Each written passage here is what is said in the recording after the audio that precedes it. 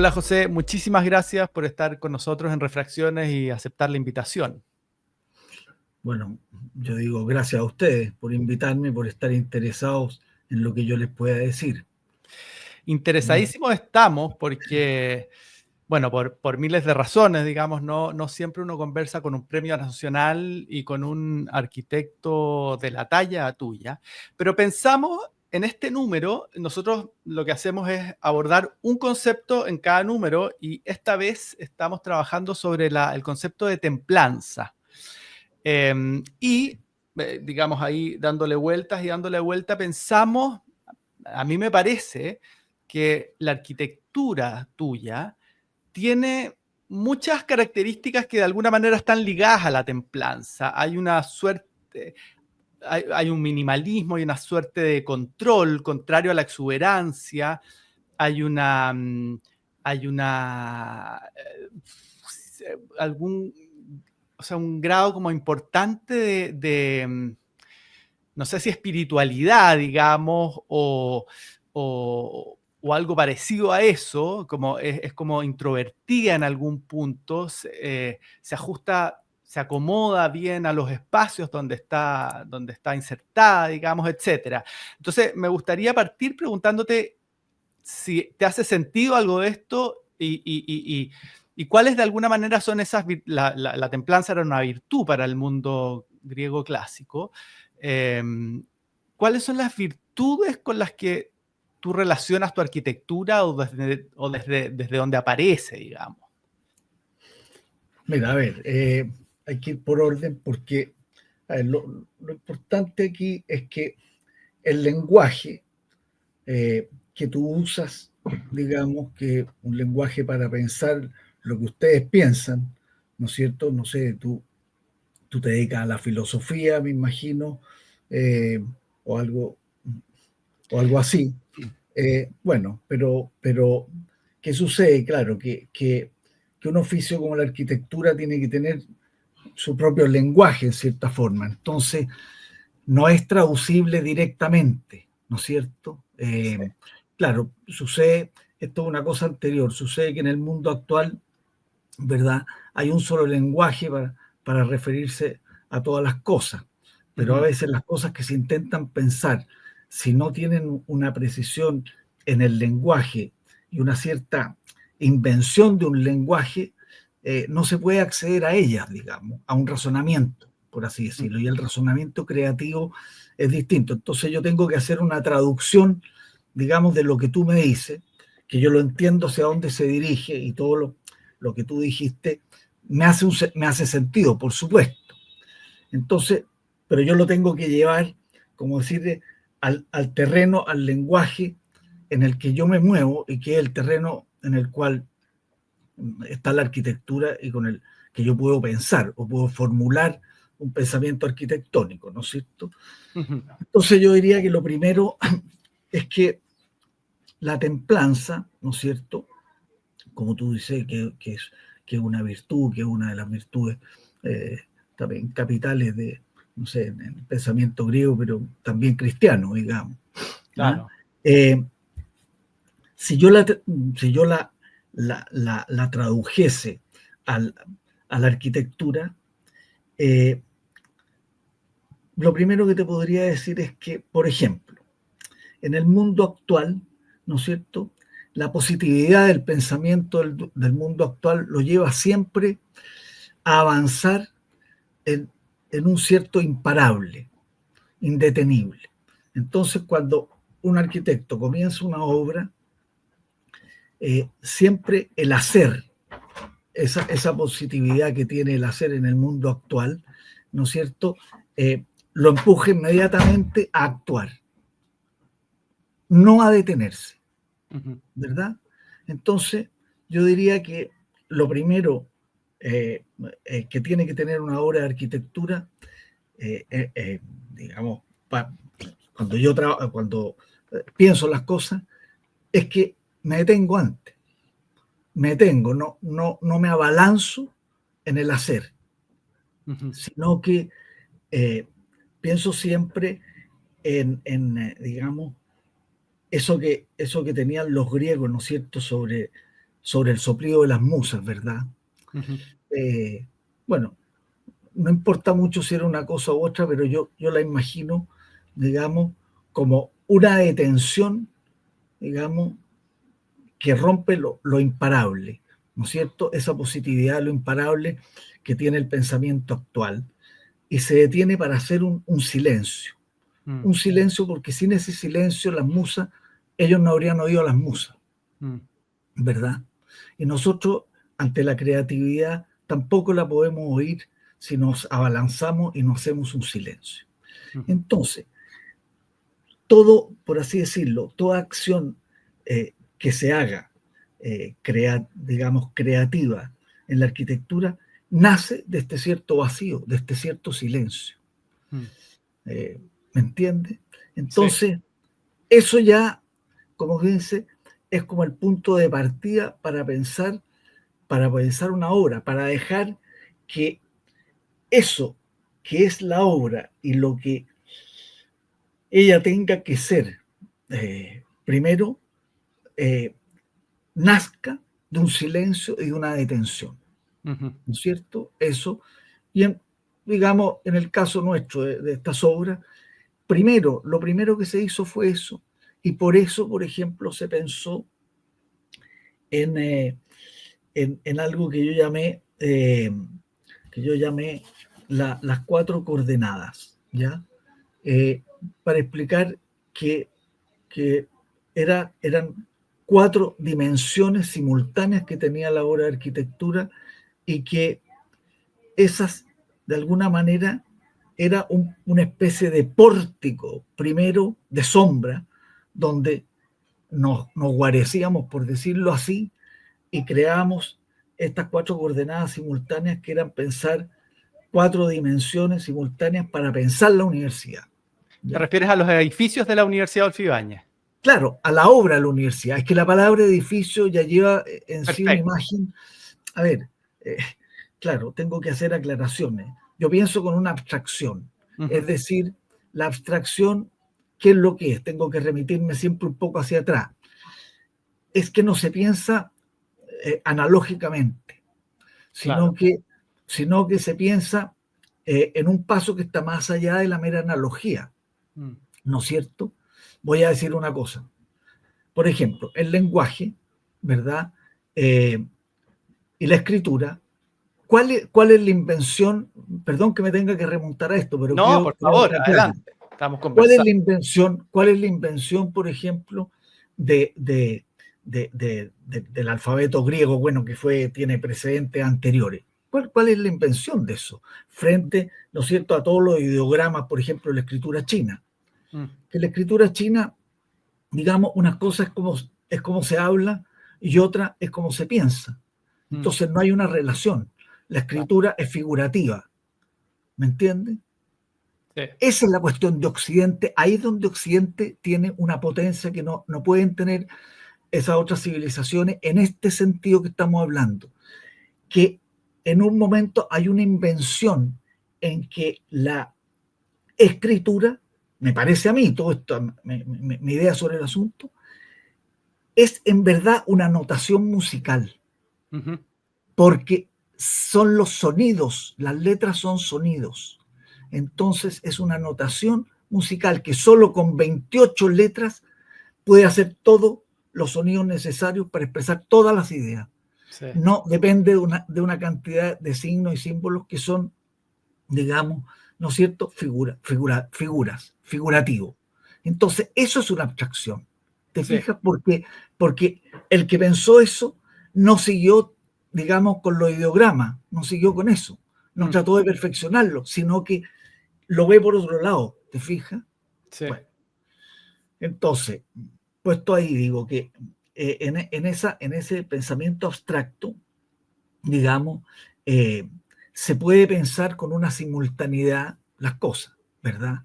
Mm. Entonces, esto que yo te decía sobre las cuatro coordenadas simultáneas para pensar la universidad como un momento de detención y silencio antes de poder hacer una obra, ¿ya? Porque la palabra obra es una abstracción, Ujú. no la tiene el inglés, porque work No es lo está mismo, bajo. claro. Claro, yo me veo en las conferencias en un terrible problema porque para poder explicar eso. Ujú. Entonces, digamos, esta detención, digamos, para pensar la obra, ¿no es cierto? Fue estas 4 coordenadas simultáneas que tú podrías decir, imagínate, porque todo el pensamiento actual, digamos, que deriva de Descartes, me parece a mí, es secuencial siempre. De una Mm, cosa se pasa a otra y es una secuencia. mm, Pero resulta que el espacio de la arquitectura no es una secuencia, es simultáneo. mm. Que el mundo está muy influido por el cine, que sí es secuencial porque está en el tiempo, la literatura también, los guiones de un cineasta también. Sí. Entonces, el espacio no, el espacio es simultáneo, no secuencial. ¿Te fijas? Oye, sí, entiendo perfecto. Y estaba pensando en esa detención, estaba pensando en varias cosas, lo que hablaste de la música, la abstracción, pero, por ejemplo, la arquitectura, a diferencia de la música en algún punto, en esa detención, en esa abstracción donde surgen, qué sé yo, digamos, las ideas, la arquitectura convive entre, me parece a mí, digamos, entre ese mundo y también luego una utilidad, digamos. No quiero decir que la Bueno, música sea inútil, pero puede ser pensada de lleno en abstracto. En cambio, la arquitectura luego tiene que emplazarse en un lugar, tener... bueno, ¿Cómo convive? no, por supuesto, por supuesto. Lo que pasa es que también la música tiene una parte que también son los sonidos de todos los instrumentos, ¿me Claro, entiendes? También tiene, si no se materializa, no suena, exacto. digamos. O sea, un compositor cuando compone la música está oyendo sonar la orquesta, ¿te fijas? Sí, Es como un arquitecto, si está consiguiendo el espacio, digamos, está viendo el espacio, claro, digamos, uno ve antes y después, por decirlo así, lo va traduciendo, ¿no es exacto. cierto? Entonces hay un ver eso antes y para un músico sería un sonar eh, eh, Previo. previo. Por supuesto que la arquitectura es la que acoge el habitar del hombre. Mm, Entonces, como decir, es diferente a una escultura, ¿no es mm, cierto? En que el espacio de una escultura no es habitable, no mm, está hecho para el habitar del hombre, y el habitar del hombre es es con el cuerpo del mm, hombre, el ser humano, ¿no es cierto? Y ese mm. cuerpo es autópico, podríamos decir, ¿te fijas? Sí. Sí, Y en porque tiene... ese, Y en ese habitar, ¿a ti te parece que tus edificios, digamos, o sea, tu obra en términos generales, qué propicia, qué formas de habitar propicia? Ahí es donde vuelvo, digamos, al comienzo, tal vez ahí fui muy rápido, pero es una apreciación mía, puedo estar totalmente equivocado, pero me parece que la templanza está dentro de esas formas que tú propicias de cómo habitar. Bueno, ahora te lo voy a, con este pequeño recorrido te puedo contestar la templanza y traducírtela. Mm, Digamos, eso es lo siguiente, que la arquitectura, ¿no es cierto?, eh, es una relación, es siempre, es un arte de relaciones, de múltiples relaciones. mm, Y relaciones, ¿no es cierto?, de que tiene que dársele medida a las cosas, ¿no es cierto? Las cosas tienen que tener una medida, claro. ¿verdad?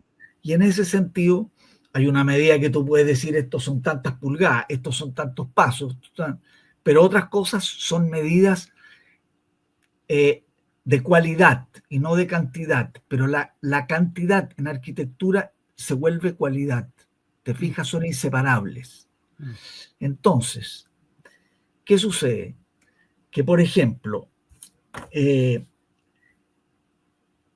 el, en una obra, ¿no es cierto?, hay aquello que esto de la templanza es que hay una medida entre aquello que se muestra en su aparecer y, por así decirlo, aquello que se muestra en su retirarse. mm, ¿Me entiendes? ujú, Porque si no, hay obras en que todo quiere aparecer. Todo está hecho con todo apareciendo y no hay nada que se sustraiga y deje, digamos, ese lugar lo haga permanecer en su presencia como un vacío, como la ausencia de algo que está en su retirarse. ¿Me entiendes? Sí. Entonces, ahí te contesto exactamente la templanza. O sea, si tú quieres esa palabra del castellano, digamos, decirme dónde estaría en la obra, está ahí en esta obra, porque acuérdate que la arquitectura es en casos, a mi juicio, en casos únicos no generalizables. Yo esto lo contesto con la Universidad Adolfo Ibáñez, porque puede haber otra obra en que no tenga esa condición así, digamos. Es distinto en cada obra. Sí. Ahí estoy pensando, por ejemplo, en el pabellón en 1992, que tú con Germán del Sol ganaron, y que se habló sobre esa obra de una inflexión en la arquitectura chilena. ¿A qué se referían con esa inflexión en la arquitectura chilena? Uno nunca sabe bien qué quieren decir eso, qué quieren decir con eso, pero a ver, estaba concebida también con una cosa común con la Universidad Adolfo Ibáñez, en que se piensa la obra a partir del vacío, digamos, del vacío, del hueco interior, y no como una resultante de los límites, de las superficies limitantes o de, llamémoslo así, de las fachadas, ¿no es cierto? Entonces se planteaba una relación entre el vacío, la materia y la luz, ¿no es cierto? Y la universidad también tiene eso, que está pensado el espacio en su vacío, ¿no es cierto? Y en una resta, ¿verdad? Por ejemplo, ahí era la madera, ¿no es cierto? El esplendor de la madera y la luz.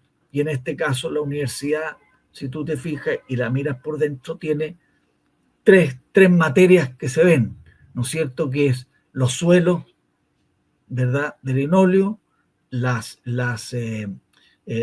envolventes blancas y ciertos remates y otros elementos de madera. Hay solo tres materiales, ¿no es cierto? Entonces, ahí también hay una resta, ¿verdad? Habría una templanza traducido a tu, es parte de esa templanza traducido a tu lenguaje, ¿verdad?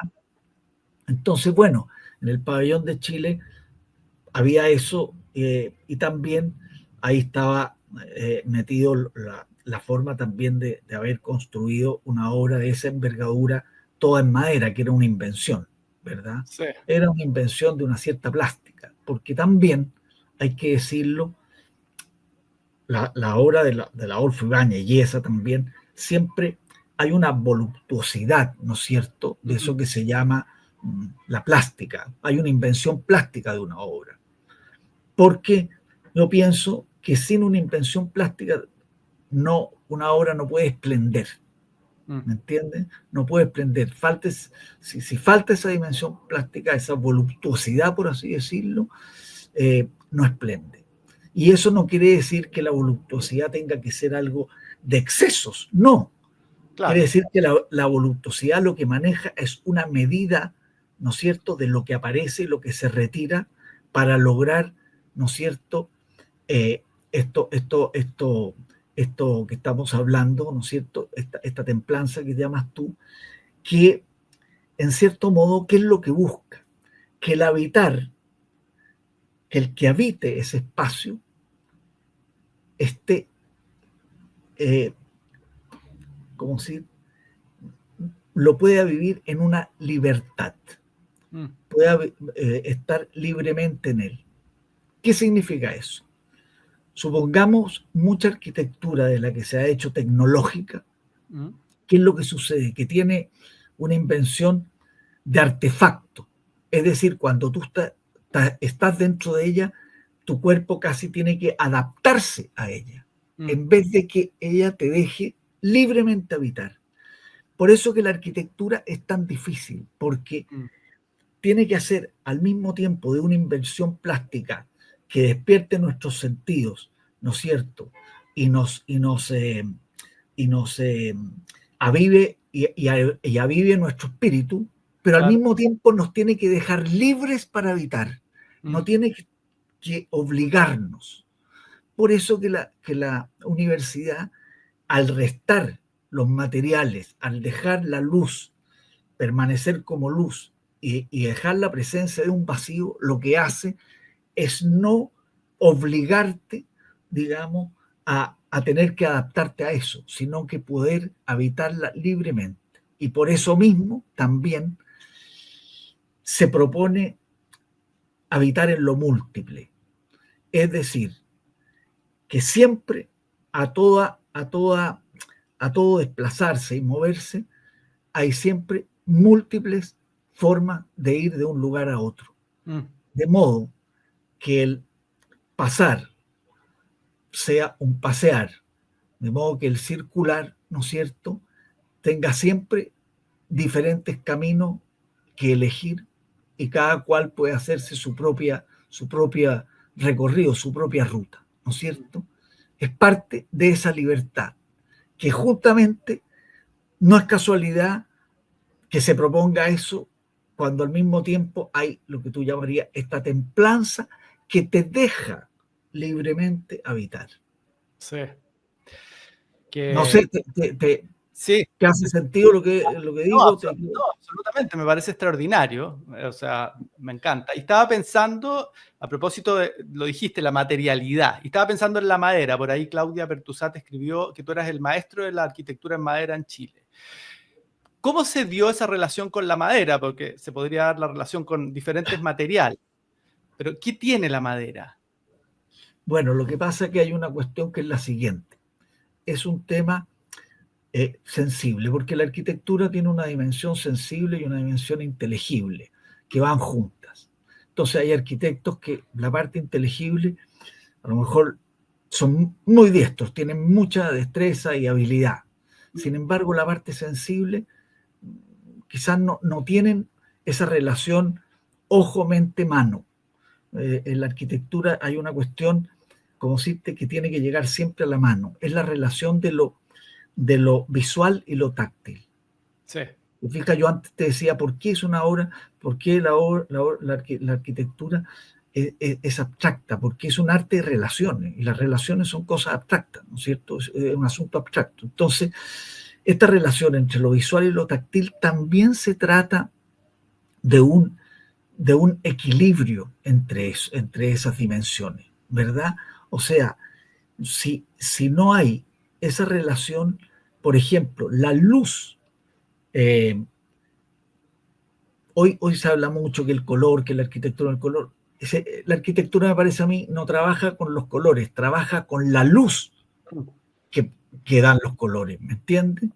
Es un paso, como siempre como te decía antes, es un paso que no es literal, no es el Sí. color, es la luz que produce eso. Entonces, si tú te fijas, ¿por qué los suelos de la Adolfo Ibáñez son de colores, digamos, Claros. claros, pero que tienen una componente, por decirte, de la luz del sol? Mm. ¿Te fijas? Ah. Amarillentos o cálidos. Mm. ¿Por qué? ¿Te Mm. fijas? Claro. Porque de alguna manera estoy preocupado que esa luz, digamos, produzca una temperatura de color que sea la temperatura de la luz del sol. Mm. Porque hay algo por lo cual quiero ir detrás del sol, por decirte, que en un día nublado, en un Mm. día nublado frío, haya, digamos, la invención del sol esté adentro de alguna manera. ¿Me entiendes? Sí. Entonces, hay otros arquitectos que todo eso no cuenta y hace un suelo reflejante que a lo mejor tú caminas y te mareas en él, o un suelo, no sé, de colores fríos. Pero yo persigo otra cosa, Sí. ¿entiendes? Sí. Entonces, cuando la Claudia Partusé, dice eso, bueno, ¿por qué me interesa eso? Por lo que estoy diciendo de la temperatura de color y también por la vibración, ¿no es cierto? Porque la madera, como no es homogénea, ¿verdad? Produce una vibración, ¿cierto? Que también esa vibración se da porque en el blanco, por ejemplo, las luces y sombras le otorgan al espacio una vibración también. Claro. Pero como los espacios también se inventa una ecuación de espacio en transformación, también se produce eso, ¿no es cierto? Porque son espacios que van variando, van transformándose la forma. Perfecto. Tú estudiaste en la Católica Valparaíso, que digamos, en donde la poesía, las letras, pero la poesía especialmente tenían un lugar muy importante en la formación como Mira, arquitecto. en realidad yo no estudié en Valparaíso. Si lo que pasa es que, como soy sobrino de Alberto Cruz, yo estudié 2 años y medio en la Católica y después estudié en Barcelona, ya en la Escuela de Ok. Arquitectura de Barcelona. Pero ¿qué pasa? Que como soy sobrino de Alberto Cruz, siempre me interesó esa escuela y digamos, Te involucraste con ella. ¿ah? Involucraste con ella. Sí, me encontré con ella también, porque de alguna manera siempre estuve cerca. Yo leí la primera vez a Mereida antes de irme a estudiar a España, cuando todavía no estaba estudiando arquitectura, ni siquiera, o sea, estaba en mi casa Mereida. Entonces, siempre hubo una relación cercana con mi tío, a quien quería mucho y de chico, digamos, me gustaba estar con él, me interesaba lo que hacía, lo que decía, siempre estaba pendiente de eso.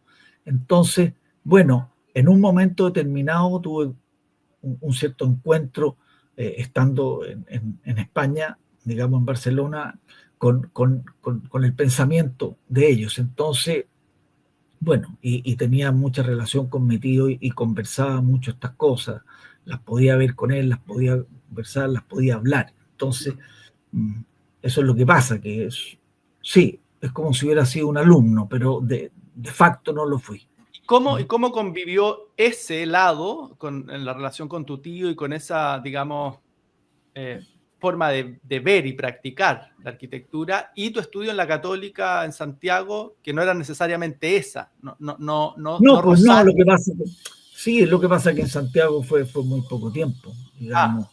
O sea, fue primero y segundo año porque en tercero ya me fui. ¿Y en ¿Ya? Barcelona encontraste No, nada. resonancia? Barcelona era una cuestión donde aprendíamos a calcular, o sea, a hacer cálculo, a calcular las vigas, digamos, aprendíamos un asunto profesional, ¿me Claro. entiendes? Lo que pasa es que, claro, que cuando estás en Europa es distinto porque la cuestión está también en los pasillos, ¿no es cierto?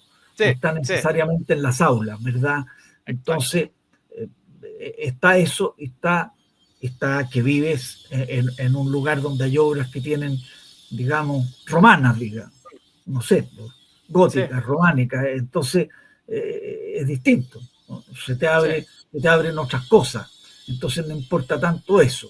Eran buenos profesores, pero tenía una visión profesionalizante, Sí, cosa que la católica, digamos, de Valparaíso no tiene, que totalmente. es el interés que tiene otra dimensión, ¿verdad? José, no te quiero quitar mucho más tiempo, pero quiero No, recoger no te una preocupes. Perdón, que se me fue el sonido, te oigo mal. quiero recoger una cita tuya que dice que la arquitectura es un oficio público y quiero llevarte a lo público, digamos, a las ciudades para ciudadanos. Y me gustaría saber un poco tu impresión sobre el estado de cosas, especialmente en Chile, en Santiago, pero también en otras ciudades, La Serena, Viña o qué sé yo. Son dos preguntas en una. Una es la consideración de la arquitectura como un oficio, oficio público, bien digo, y luego el vínculo con lo público, digamos, y cómo se viven las ciudades. Y el estado de cosas actual. Me interesa mucho saber tu juicio sobre hacia dónde está yendo la cosa, retomando o qué sé yo. Mira, a ver, es que es difícil para mí hablar así de para dónde está yendo, porque Mm, eso entra como en otra, entra en el terreno de la opinión. mm. A mí, o sea, si te das cuenta, lo que hemos hablado es de ideas, Sí, no de opiniones. Entonces tú me preguntas una opinión y como decirte, no creo que interese mucho mi opinión, si es una opinión más, ¿no? Y como decirte, no tengo una formulación respecto a eso tampoco, pero sí te puedo decir una cosa, que hay un malentendimiento también de lo público, en el sentido que una obra de arquitectura sea para, digamos, personas privadas o para instituciones públicas, siempre es pública, porque está en la ciudad. Entonces, ese es un primer error que tiene la gente que habla, digamos, que distingue lo público de lo privado, porque a ver, quizá cuando uno está, no sé, yo vivo en Vitacura, los árboles de los jardines del lado quizás son más importantes que los árboles que están en mi jardín. Los veo más que los que tengo encima, ¿me entiendes? Claro, Quiero decir que si yo me paseo por Vitacura y camino y veo, están todas las casas con árboles, etcétera, etcétera, todos los que pasan por ahí gozan todo eso, y si hay obras de arquitectura, como decirte, que tienen un valor, pues son un valor para todos, digamos, y si hay cosas que no tienen valor, son un valor para todos, sean públicas o privadas, nos afectan por igual, nos entusiasman por igual y nos como decirte, y nos entristecen también, ¿no es cierto? Claro. Entonces, en fin, creo que no, lo que me parece que en general claro, la forma quizás, pero eso sería como se piensa el urbanismo. Creo que hasta el momento siempre se ha pensado mucho en planta, las cosas se han pensado, como decir, en planta, y no se han pensado en 3 dimensiones. Entonces, creo que eso, no sé, es que es mucho más largo, Por supuesto. pero no sé, creo que ya caeríamos en cosas de opiniones y no en